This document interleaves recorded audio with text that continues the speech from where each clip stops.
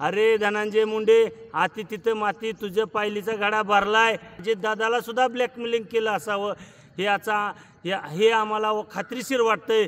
म्हणून अजितदादाच्यात सुद्धा हिंमत राहिलेली नाही. अजितदादाचं दादा पण गेलेला आहे.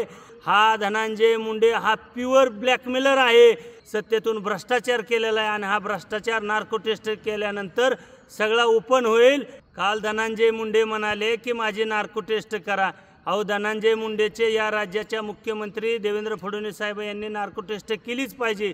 कारण का धनंजय मुंडेने महाराष्ट्रामध्ये अनेक घडवून आणलेले आहेत, अनेक जणांना ब्लॅकमेलिंग केलेलं आहे, सत्तेतून भ्रष्टाचार केलेला आहे आणि हा भ्रष्टाचार नार्को टेस्ट केल्यानंतर सगळा ओपन होईल आणि महाराष्ट्रात भूकंप होईल. हा धनंजय मुंडे हा प्युअर ब्लॅकमेलर आहे आणि आत्तापर्यंत ह्या ब्लॅकमेलिंग करून सत्ता संपत्ती आणि ह्याच्यातून गुंडगिरी दादागिरी आणि ह्याची गँग महाराष्ट्रामध्ये सक्रिय आहे.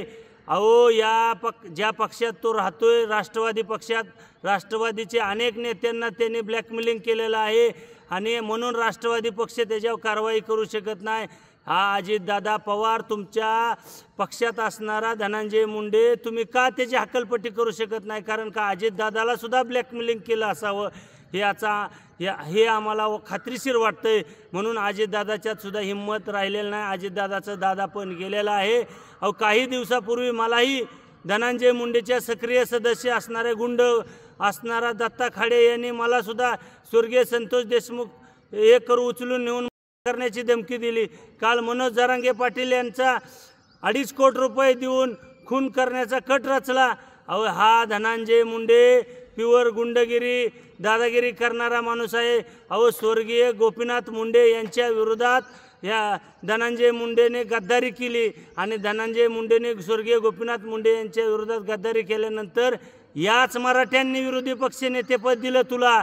आणि ज्यावेळेस पंकजा मुंडेच्या निवडणुकीत धनंजय मुंडे आणि पंकजा मुंडेची निवडणूक झाली, पंकजा मुंडेचा पराभव धनंजय मुंडेने केला, त्यावेळेस याच मराठ्यांनी परळीतल्या तुझ्या अंगावर गुलाल टाकला आणि मराठा समाजाच्या आरक्षणाच्या विरोधात असं लक्ष्मण हाकेसारखे अनेक दलाल लोक धरून सुपारी देऊन मराठ्यांच्या विरोधात बघतोय.